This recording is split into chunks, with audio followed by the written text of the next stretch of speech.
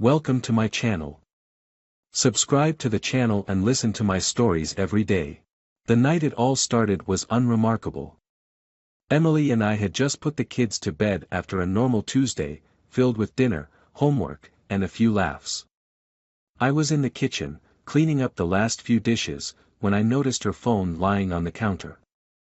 It was strange, she never left her phone unattended, always careful to keep it in her pocket or bag. She'd become almost paranoid about it lately, her phone glued to her side like some rare artifact. The screen lit up with a message, just a few simple words.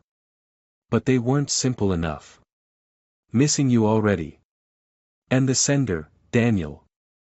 I stared at the words, my heart sinking into a mix of confusion and dread. I knew Emily didn't have any friends named Daniel, or at least, none she'd ever mentioned. And the tone of that message didn't sound like a casual friend. For a moment, I froze, unsure of what to do. I thought about ignoring it, pushing the doubts out of my mind. But the seed of suspicion had already been planted, and it was starting to grow roots I couldn't pull up. I went upstairs, leaving the kitchen in darkness, and slipped into bed beside her, feeling the weight of the message like a lead blanket over us both. As I lay there, I forced myself to pretend everything was fine, to keep my breathing even, to make no sound that might wake her. But inside, my mind was racing. Who was Daniel? Why was he messaging her at night? I replayed the message over and over, the phrase lodging itself in my head. Each time I thought of it, my stomach turned a little more, and I had to fight the impulse to ask her right then. The risk of hearing an answer I couldn't take made me stay quiet. I needed more than a single message before I brought it up. I needed to be absolutely certain. Over the next few days, I became a detective in my own home.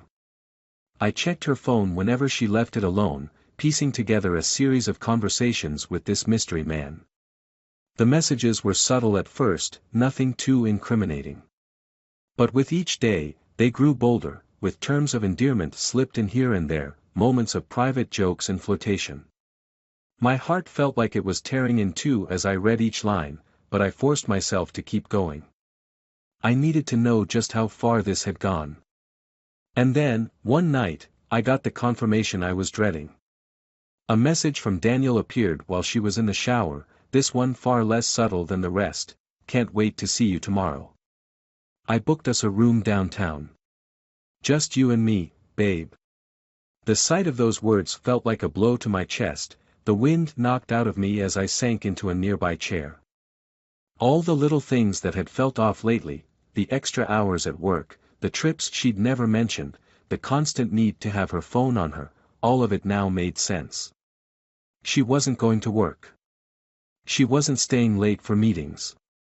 She was with him, this stranger who had somehow crept into our life without my even noticing. I knew I couldn't confront her immediately. I wanted to.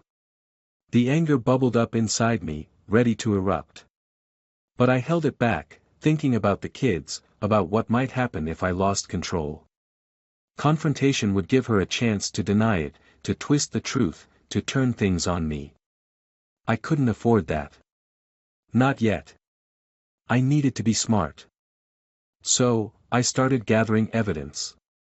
Each night after she went to bed, I combed through her phone records, noting every text, every call, every time she'd been working late with him. I dug through credit card statements, noting purchases at places I'd never heard of, restaurants we'd never gone to, hotels in parts of the city she claimed to avoid. I even checked her emails, something I never thought I'd stoop to, and saw messages confirming her late-night rendezvous, detailing the things she had planned with him. The whole time, I kept my face neutral. I acted like everything was fine, as though I hadn't uncovered the betrayal slowly poisoning our marriage. I knew I'd have to be patient, to hold back the fire burning inside me. If I lashed out now, she'd find a way to squirm out of it, to make me the unreasonable one. No, I needed her to think she was getting away with it. I needed her to feel secure in her lies. Then I'd strike. The days turned into weeks, each one dragging on as I kept my silence. I became a stranger in my own home, walking through each day with a mask of calm, speaking to her as though I didn't know she was hiding a double life. Each time I looked at her, though, I felt that rage building, chipping away at the wall I'd put up. But I kept my focus, kept reminding myself of why I was holding back. I began formulating a plan. If she wanted to betray our marriage, I'd make sure everyone knew it. I'd make sure she felt the weight of every lie she'd told, every betrayal she'd hidden from me. And I wouldn't stop until she felt the same pain that was slowly tearing me apart from the inside. On a Friday evening, after the kids were asleep and the house was quiet, I put the final touches on my plan. I'd invited her parents and a few close friends over for a casual dinner to celebrate our upcoming anniversary. The irony wasn't lost on me. Here I was, planning a gathering to honor a relationship she'd so easily discarded. As I watched her prepare for the evening, saw the care she put into her appearance, a strange sense of calm settled over me. This was the night it would all come out, the night I would finally be free of the lies that had infected our life. It would be a moment of truth she couldn't run from, no matter how hard she tried. And when the doorbell rang and our guests started to arrive, I pasted a smile on my face, greeting each person warmly. Emily flitted around the room, talking and laughing as though everything were perfect, as though she hadn't just come back from one of her work trips with Daniel. Watching her act so casually made my blood boil, but I kept my face steady. Tonight would be the night she'd finally face the consequences. As the dinner progressed, I began to feel an odd sense of exhilaration. This was the calm before the storm, and I was ready to unleash it. Emily thought she had fooled everyone, but tonight, her mask would crumble, and the truth would be laid bare for all to see. Dinner that night was a strange blend of the familiar and the surreal. Emily's parents, Carol and Henry, had settled comfortably in the living room, sipping wine and chatting with our close friends, Sarah and Tom, while Emily played the perfect hostess. She flitted around with a smile that, under different circumstances, might have felt warm, even comforting. But tonight, it was a mask, a reminder of how well she'd perfected the art of deception. I found myself staring at her, trying to reconcile the person I once trusted with the stranger she had become. Every laugh she shared with our friends felt like a new betrayal, every soft glance at me like a cruel joke. She had spent months building this illusion, convincing everyone around us that everything was fine, that we were a team. But I knew the truth now. And that truth was all I needed. Dinner was a pleasant affair, with small talk flowing around the table as if nothing were amiss. The kids were asleep upstairs, leaving us free to discuss life, work, and the little inconveniences that people usually laugh about over wine. But I barely heard a word. My mind was focused entirely on what was to come, rehearsing the confrontation I'd carefully crafted in my head. As the evening drew to a close, I realized the time had come. With the clink of wine glasses and the hum of conversation fading, I glanced at Emily, catching her gaze across the table. She gave me a soft smile, one that might have melted my heart months ago, before the lies. But tonight, it only fueled the resolve that had been building in me for weeks. I had planned this moment down to the last detail, and I wasn't about to let her charm her way out of it. "Emily," I said, setting my glass down, letting my voice carry over the table. "I think it's time we had a talk." She looked at me, her brow furrowing slightly. "A talk? Right now?" She glanced at our guests, as though uncertain what I was getting at. I could see a flicker of discomfort cross her face, but she quickly masked it with a laugh. "What's this about, love?" "Just a conversation I think we need to have," I replied, keeping my tone even. "And I'd like for your parents and our friends to be here. They deserve to hear it too." The room went silent, all eyes turning to me. Sarah and Tom exchanged nervous glances, while Carol and Henry looked confused. Emily's face froze, her eyes wide with a mixture of shock and, was it fear? She tried to cover it with another laugh, but I could see the mask slipping, the calm exterior beginning to crack. "James, you're acting strange," she said, forcing a smile. If this is some kind of joke. Oh, it's no joke, I interrupted, my voice steady, cold. It's about honesty. About secrets. About things that some people might think they can hide forever. Her smile faltered, and she cast a quick, nervous glance at her parents, as though hoping for support. But they were watching her, confused and concerned. She looked back at me, her face tense. "What are you talking about, James?" she asked, her voice barely above a whisper.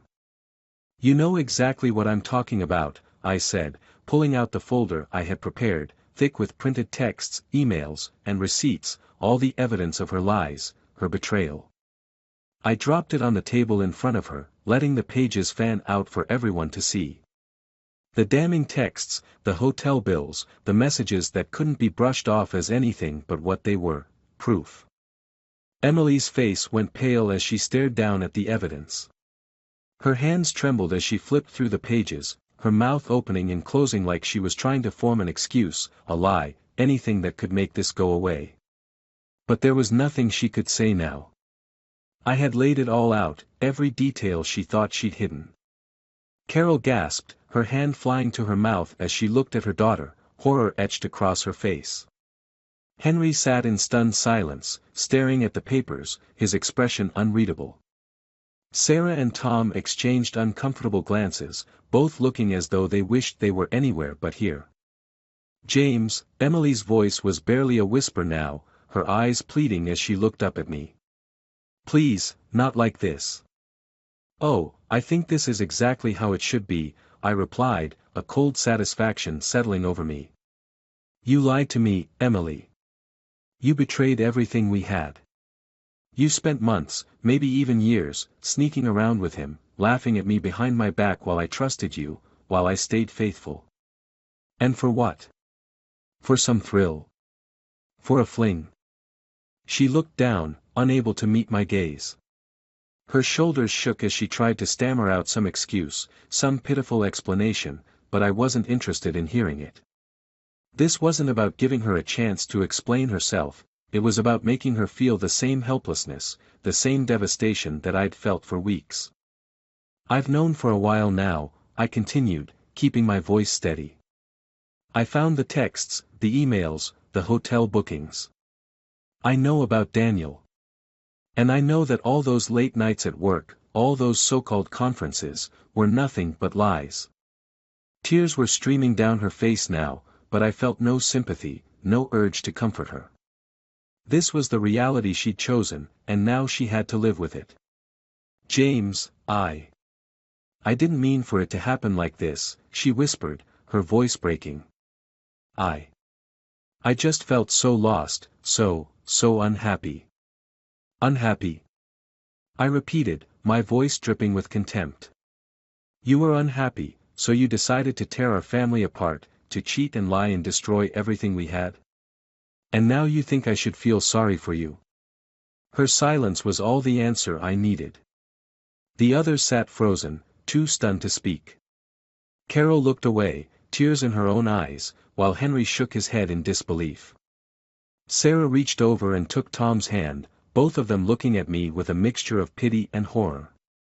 But I wasn't here for their sympathy. I was here to expose the truth, to show them all what Emily had become. "James, please," she pleaded, her voice breaking. "Let's talk about this alone, later. This isn't the time or place." "No, Emily," I replied, standing up from the table. "This is exactly the time and place. Our family and friends deserve to know the truth, just as much as I did. They deserve to see who you really are, the person you've become. You spent all this time hiding, thinking you could keep it a secret. Well, now there are no secrets left." I left her there, standing in stunned silence, surrounded by the people who had once loved and trusted her. Without another word, I turned and walked out of the room, feeling the weight of months of anger and betrayal lift from my shoulders. I didn't look back, didn't wait to hear her sobs or her pathetic attempts at excuses. She'd made her bed. Now, she would have to lie in it alone. Outside, the night air was cool, crisp, and filled with a strange, freeing stillness. I took a deep breath, feeling a clarity I hadn't felt in ages. It was over, the lies, the secrets, the betrayals. All of it was laid bare. In the days that followed the explosive dinner, I felt a sense of freedom I hadn't anticipated. There was a calm that settled over me, as though all the tension I'd been carrying for months had finally been exhaled. And while there were practicalities to handle, lawyers, custody, dividing our lives, I knew that I had closed the door on something deeply toxic. The air was clearer, and my mind was, too. Of course, the aftermath wasn't so simple for Emily. The fallout from that dinner had been instant and severe. Her parents barely spoke to her, and her friends, once so close and supportive, had become distant. Even Sarah and Tom, who had shared every family event with us over the years, kept their distance from her. Word spread fast, and the story of her betrayal quickly became known. She had once prided herself on her pristine image, her carefully curated social life, but now that image was in tatters. The first time I saw her after that night was a week later. She came by to pick up some clothes and personal items for herself and the kids. I had arranged to be at the house when she came, partly because I didn't want her snooping around, but mostly because I wanted to see her face, to watch her walk through the wreckage of what she'd done. When she arrived, she looked a shadow of herself. Her face was drawn and pale, her usual composure shattered. She avoided my gaze as she walked in, making her way to the bedroom without saying a word. I followed her, feeling a strange mix of anger and pity watching her move around the space we had once shared, her hands trembling as she gathered her things. After a few minutes, I couldn't hold back anymore. "So, how's Daniel?" I asked, my voice dripping with sarcasm. It was cruel, but I didn't care. She had earned every bit of the pain she was feeling. Emily froze, her hands clutching a sweater she had just pulled from the closet. She didn't look at me, but I saw the muscles in her back tense, her shoulders hunching slightly, as though bracing herself for a blow. "We're not seeing each other anymore," she said quietly. Her voice was almost too soft to hear, a faint whisper of regret. I raised an eyebrow, caught off guard by her answer. "Oh. So the great romance didn't last past the fallout?" She flinched, still refusing to look at me. It wasn't what I thought it would be," she said, her voice breaking. He didn't care about me the way I thought he did." I couldn't help the bitter laugh that escaped my lips. "Well, I could have told you that. Did you really think he was looking for a soulmate? That he'd throw away his own life to be with you, just because you wanted an escape?" She stayed silent, her head lowered, her hands twisting the fabric of the sweater in her grip. I almost felt sorry for her then, seeing her like that, small, defeated, stripped of all her pretenses. But the anger I felt was stronger. I wasn't ready to let her off the hook. Not yet. "So what now, Emily?"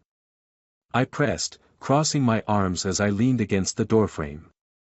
"You think you can come here, get your stuff, and pretend like nothing happened? Like you didn't lie and cheat for months?" Her eyes finally met mine, red-rimmed and brimming with tears. "I know I messed up, James," she whispered, her voice cracking.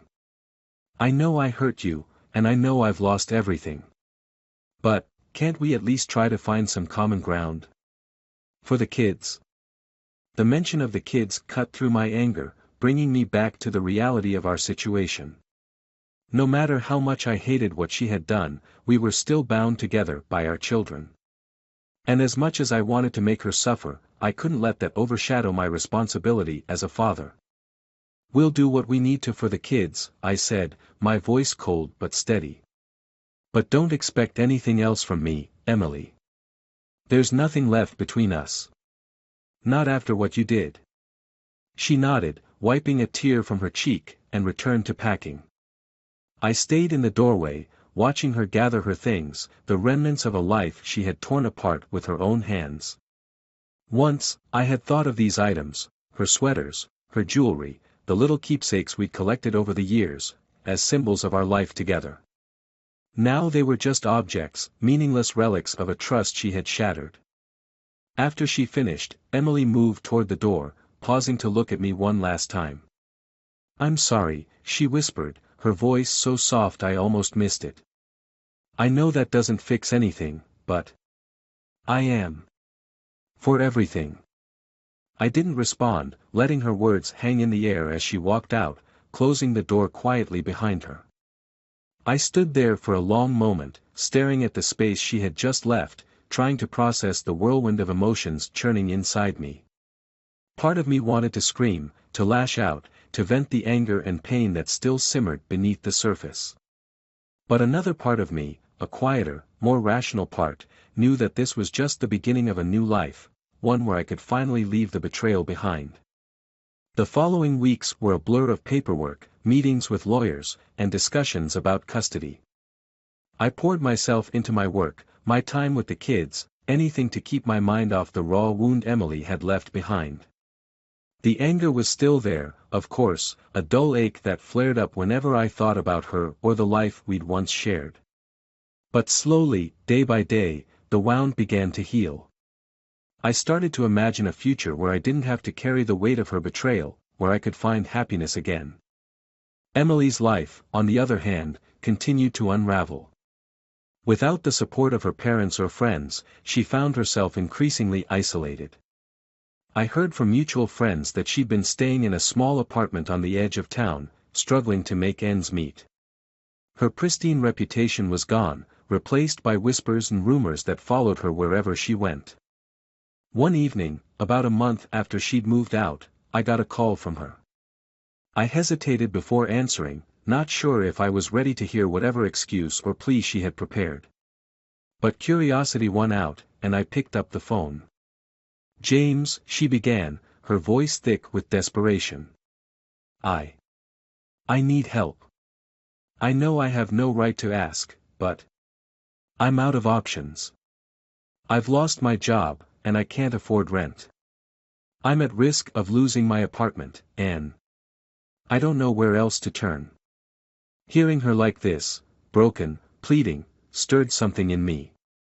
It wasn't pity, exactly, but a strange mix of satisfaction and sadness. This was the person she had become, the person she had reduced herself to. And as much as I wanted to relish her misery, a part of me couldn't help but feel a pang of the love I'd once had for her, buried under layers of hurt and resentment. "I don't think I can help you, Emily," I said, keeping my voice as steady as I could. "You made your choices. Now you have to live with them." Her sobs were barely contained on the other end of the line. "Please, James, for the kids. I'll do whatever it takes.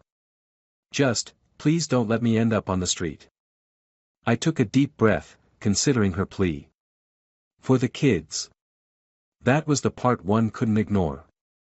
No matter how much I despised what she had done, she was still their mother, and her downfall would affect them, too. Reluctantly, I agreed to help with temporary support, with the condition that it was strictly for the children's well-being. She thanked me profusely, her relief palpable through the phone. But I kept my distance, keeping the conversation brief. This wasn't about forgiveness or reconciliation. It was simply a means to protect the stability of our kids' lives, nothing more. When I hung up, I felt a strange sense of closure. I had given her a chance, a lifeline, but on my terms, and without any illusions of rekindling what we'd lost. She would survive, but only with the bare minimum I was willing to offer.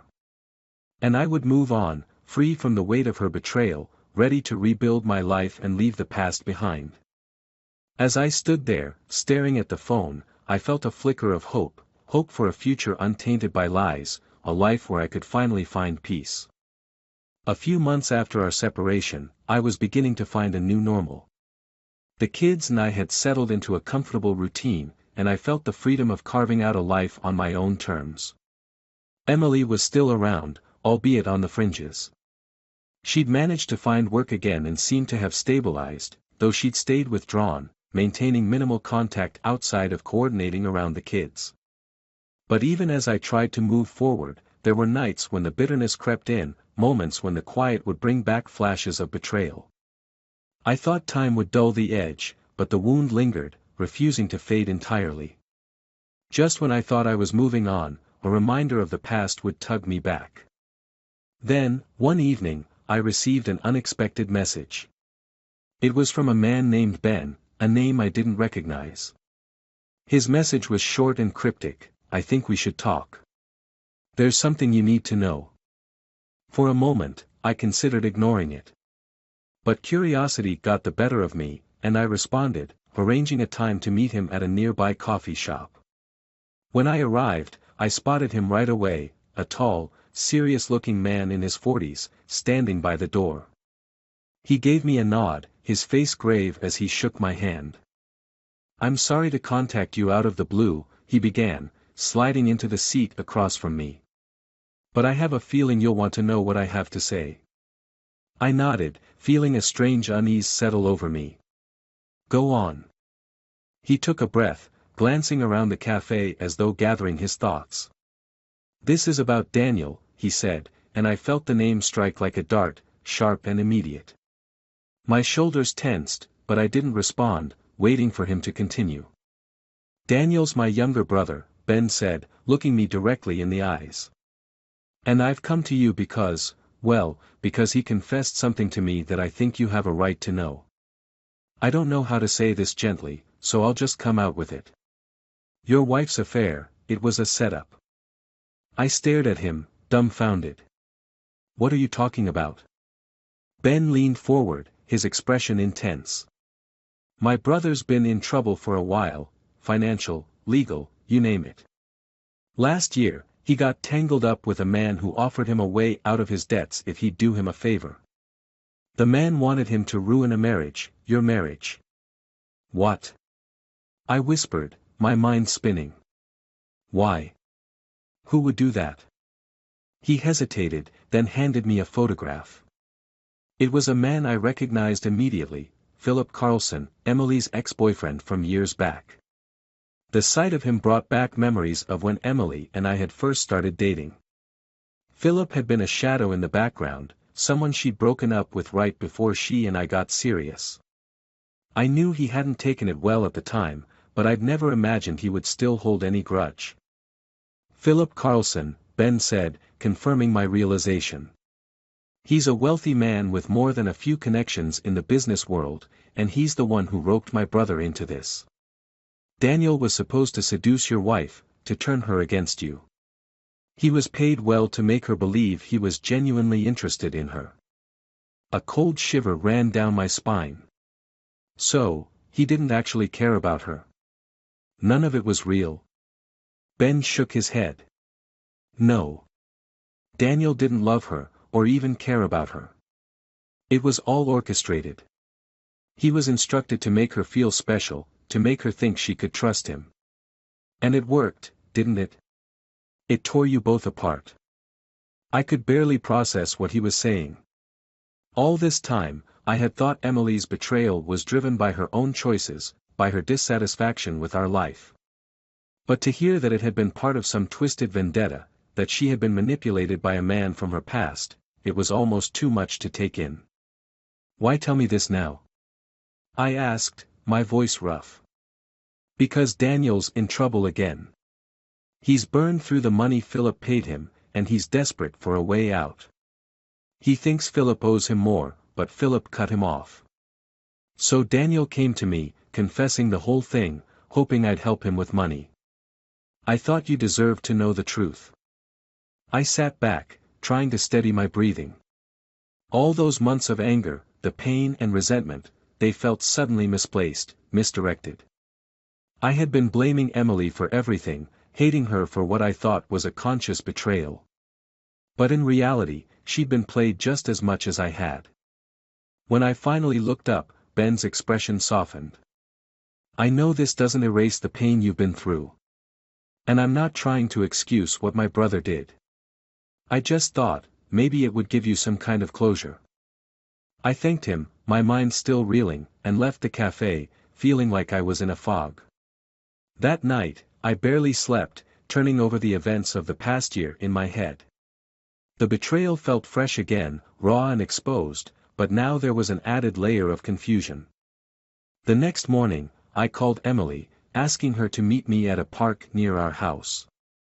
She sounded surprised but agreed, and we met by a secluded bench under the shade of a tree. She looked wary as she sat down, her eyes scanning my face for clues. "There's something I need to tell you," I said, studying her expression. "About Daniel." Her face fell at the mention of his name, and she looked away, clearly uncomfortable. "I'd rather not talk about him," she murmured. He wasn't who I thought he was." I nodded. "I know. And I know why." She looked up, her brow furrowing in confusion as I explained what Ben had told me. I watched her face change from confusion to disbelief, her mouth dropping open as she processed the revelation. "So, he never cared about me at all," she whispered, tears gathering in her eyes. He was paid to do this." "Yes," I replied, my voice softened by a pity I hadn't felt in a long time. "By Philip Carlson. Apparently, he wanted to ruin our marriage.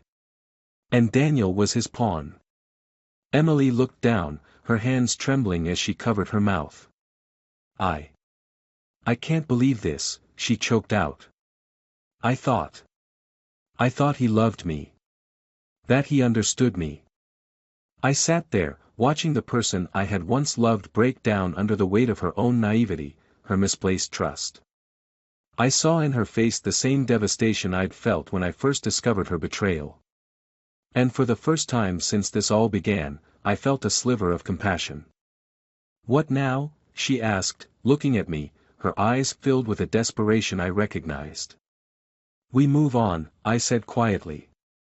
"Not together, but we do the best we can for the kids. We rebuild. You need to find yourself again, without him, without me. Just find a way to be whole." She nodded, tears spilling over as she whispered, "I'm so sorry, James." I took a deep breath, nodding in acknowledgement. We sat there in silence for a while, letting the truth sink in. When we finally stood to leave, I felt lighter, as though a weight I'd been carrying had finally lifted. In the end, I walked away from that park knowing I could finally leave the past behind. It wasn't forgiveness, not exactly. But it was closure, a step toward peace. And as I walked back to my car, I looked forward to a life free from the ghosts of betrayal, a future built on something real, at last.